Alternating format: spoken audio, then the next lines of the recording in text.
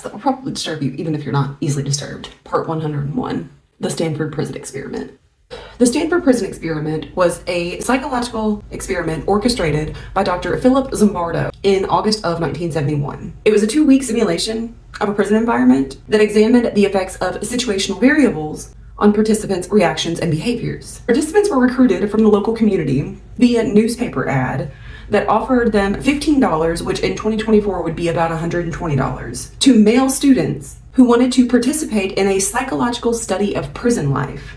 Volunteers were chosen after a psychological assessment was done, and then they were randomly assigned either as a guard or as a prisoner.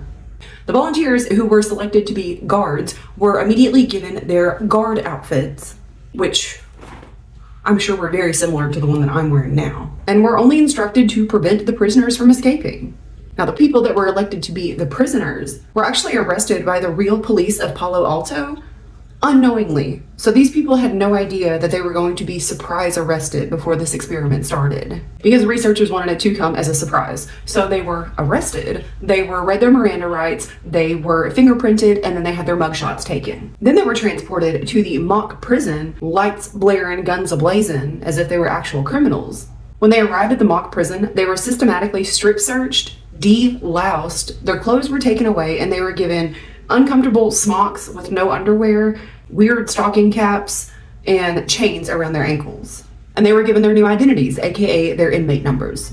Prisoners were then greeted by the warden, who conveyed the seriousness of their offense and their new status as prisoners. They were then sent to their cells, and that would wrap up the first day of the experiment. Now on day 2, at 2:30 a.m., the guards woke up the prisoners by whistling and clanging their batons on the bars. And prisoners rebelled against the guards. They refused to leave their cells to go eat in the yard. They ripped off their inmate number tags. They tore off their weird little stocking caps, and they began to insult the guards. The guards, in retaliation, removed all of the prisoners' clothes, took their mattresses from their cells, and sentenced the main instigators to time in a special detention unit. They attempted to dissuade further rebellion by using psychological warfare. One of the guards said to the other that these are dangerous prisoners. On day 3, in order to restrict further acts of rebellion, the guards separated and rewarded prisoners who were thought to have a minor part in the rebellion. The 3 prisoners went to the good cell, where they received clothing, beds, and food, which was at the time denied to the rest of the prisoners. After an estimated 12 hours in the good cell, the 3 prisoners were returned to their old cells, which still did not have any beds. Guards were allowed to use their power to humiliate the prisoners. They had the prisoners count off and do push-ups arbitrarily. They would restrict their bathroom breaks until eventually they made them relieve themselves in a bucket in their cell. The first prisoner to leave on day 3 was Douglas Corpy, aka prisoner number 8612. After 36 hours, he had an apparent mental breakdown in which he yelled, "Jesus Christ, I'm burning up inside. I can't stand another night. I just can't take it anymore." Upon seeing his suffering, research assistant Craig Haney decided to release him. However, in a 2017 interview, Douglas said that he was actually faking his mental breakdown and that he only did it so he could leave and go back to studying for his graduate record exam, which he thought that he was going to be able to study for that exam while he was imprisoned, but the guards would not let him. On day 4, witnessing that guards divided the prisoners based on their good or rebellious behavior, the prisoners started to turn against one another. The rioters or the troublemakers believed that the other prisoners were snitches, and vice versa. Other prisoners considered the rebels a threat to the status quo, since they wanted to have their beds and clothes back. Prisoner 819 began showing signs of distress and was crying in his cell.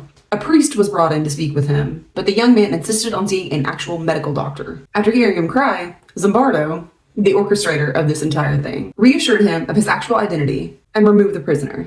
When prisoner 819 was leaving, the guards encouraged the remaining inmates to loudly and repeatedly declare, "819 did a bad thing. 819 did a bad thing." On day 5 of the experiment, the day was scheduled for visitation by family and friends to simulate the actual prison experience. But Zimbardo and the guards made the family members wait for hours, and they were only allowed to see the prisoners for 10 minutes and only in the presence of a guard.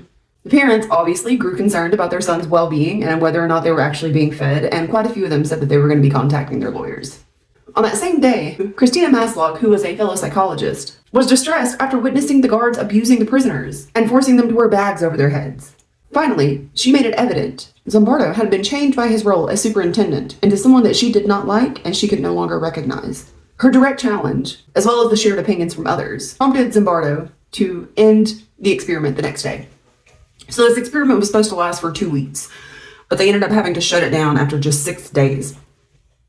Long story short, they wanted to do this experiment to see how people would react in situations where they are either in a position of power or in a position of vulnerability, a guard versus a prisoner. And as we can see, the regular college-age kids that were put in a position of power immediately began abusing that power, almost instantly. Now, with that being said, this experiment, there is a lot of things that are questionable about it, because there is some speculation that they told the guards a certain way to act before the experiment and did not tell the prisoners to act a certain way, or did not tell the prisoners that the guards were going to act a certain way. So there's a lot of speculation there. And ironically enough, we're never going to find out exactly what happened, because Philip Zimbardo, the psychologist responsible for orchestrating this entire experiment, died 2 weeks ago on October 14th, 2024 at 91 years old.